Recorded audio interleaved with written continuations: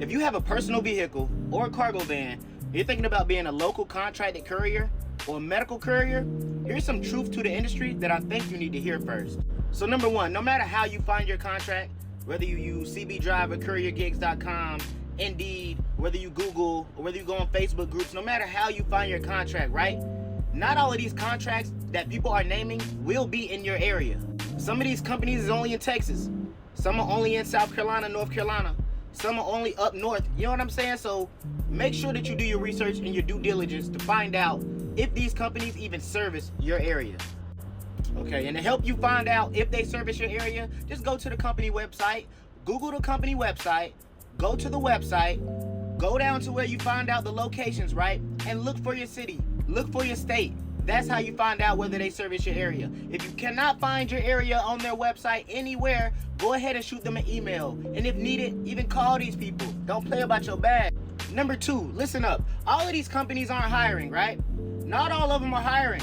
Like, you may see an ad, right, for a position that's 2 or 3 weeks old. Then when you go to click on it, you find out they're not hiring. Or you see an ad that's 2 to 3 weeks old and you go to click on it and you fully apply just to find out they're still not hiring, right? They don't even email you back or they don't call you back, etc. Charge it to the game. A lot of these times you'll go to apply and they will get back to you, but they may even let you know, hey, you've been waitlisted for your certain area because either we have too many drivers there or we're just not in your area and set up completely all the way yet like we want to be.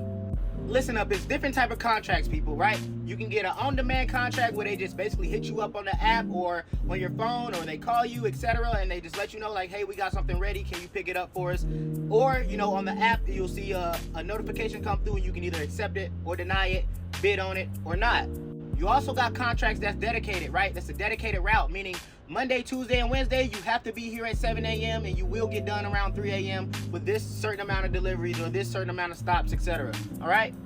Now, regardless of the type of contract you get, right, or the type of route you get, whether it's medical, whether it's tire deliveries, whether it's auto parts, whether it's just boxes of parcels, etc., they will all pay differently, right? Now, depending on the size of your vehicle, they may pay you for that. You know, if you have a personal vehicle or a cargo van, you know, prices may vary. Depending on how far you drive or are willing to drive, they're going to pay you differently for that. Hey, even depending on how big of the items are that you're having to deliver, they may pay you for that, including the weight, etc.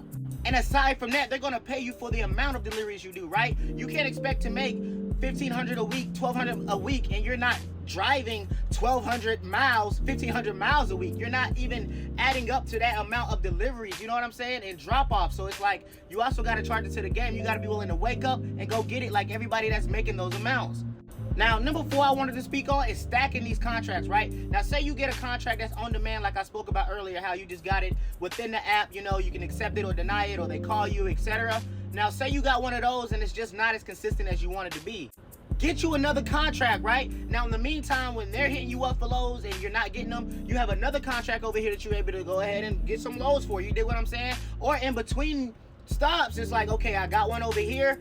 I got like an hour before my next drop off. I'm going from point A to point B. I can pick up another one that's going the same distance. Boom, now you're stacking the contracts, you're stacking the loads. Now, some contracts may tell you not to do that. Some contracts, they don't speak on it. You got to do your due diligence. The last topic when it comes to being a local contracted courier, a medical contracted courier, etc., no matter what type of contracted courier you are in a personal vehicle or a cargo van, it's the best way to find these contracts, right? Now, believe it or not, it's not going on these websites. It's not going to the company website, etc., right? It's actually looking around you. Putting y'all on game right quick. Now, say you out doing regular deliveries and you just utilizing the app. When you see a cargo van of any size, or you see a box truck of any size, you want to look on the sides of these cars, right, and these vehicles, and you want to figure out what companies they're working for. Some of these companies are so brand new and just so in-house to the fact where you're only going to see them locally. You may not be able to get them on Google once you Google them. You get what I'm saying? Like, they may not pop up for you. So if you can go out here and you see a company that has a sticker on the side for